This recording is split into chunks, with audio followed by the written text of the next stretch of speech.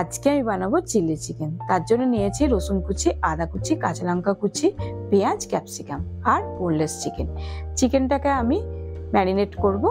তার জন্য নিয়েছি আদা বাটা, রসুন বাটা, গোলমরিচ গুঁড়ো, সয়া সস, কর্নফ্লাওয়ার, স্বাদ মতো নুন, লঙ্কা গুঁড়ো এবং একটা ডিম দিয়ে ম্যারিনেট করে আমি আধা ঘন্টার জন্য রেখে দেব।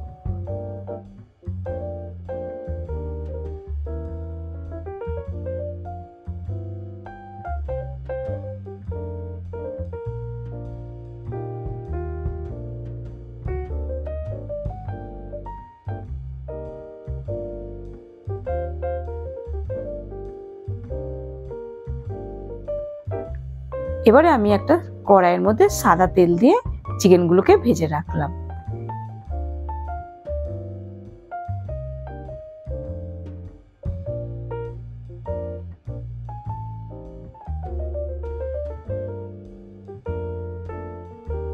ওই তেলেই আমি কাঁচা লঙ্কা কুচি, আদা কুচি, রসুন কুচি দিয়ে ভাজলাম।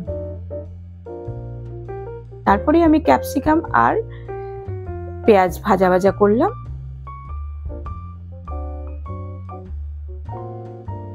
তার মধ্যে আমি tomato sauce, chilli sauce, soya sauce, Schezwan চাটনি দিয়ে দিলাম।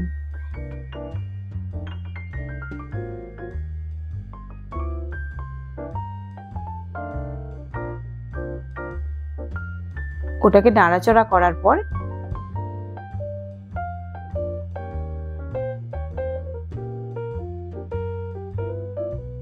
আমি চিকেনগুলো দিয়ে দিলাম। চিকেনগুলো নাড়াচাড়া করার পরে আমি আর স্বাদ মতো নুন আর একটু সামান্য চিনি আর একটু গোলমরিচ গুঁড়ো দিয়ে দিলাম।